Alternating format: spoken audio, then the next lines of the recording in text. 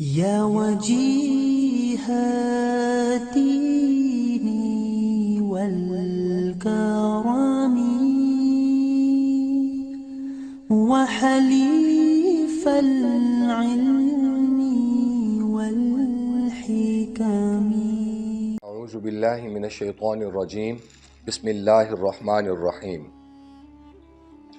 معزز سامعین،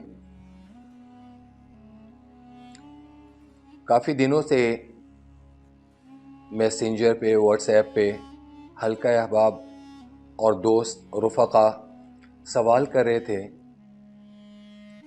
کہ مالی لحاظ سے تنگی ہے، رزق کے حوالے سے پریشانی ہے، تو اس کے لیے کوئی وظیفہ بتائیں۔ آج جو وظیفہ میں آپ لوگوں کو بتانے لگا ہوں، آپ یہ سمجھ لیں کہ یہ انسانی زندگی کا، اگر انسان اس پہ عمل پیرا ہو جائے تو زندگی میں کبھی اس کو دنیاوی طور پر بھی اور اخروی طور پر بھی کسی چیز کی کمی نہیں ہوگی، اور اللہ اس کو ناکام نہیں کریں گے، اور رزق کی تو بالکل کمی نہیں ہوگی۔ کرنا یہ ہے،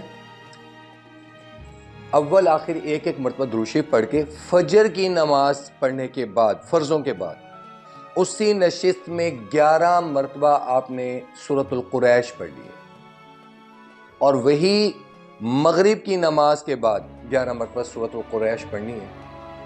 لِإِيلَافِ قُرَيْشٍ إِيلَافِهِمْ رِحْلَةَ الشِّتَاءِ وَالصَّيْفِ فَلْيَعْبُدُوا رَبَّ هَٰذَا الْبَيْتِ الَّذِي أَطْعَمَهُم مِّن جُوعٍ وَآمَنَهُم مِّن خَوْفٍ۔ دنیا جہان کے کوئی بھی مسئلے اور کسی بھی لحاظ سے کوئی تنگی ہے، اللہ رب العزت اپنے کلام کے صدقے آپ سے دور فرما دے۔ اللہ رب العزت کی ذات عمل کرنے کی توفیق نصیب فرمائے۔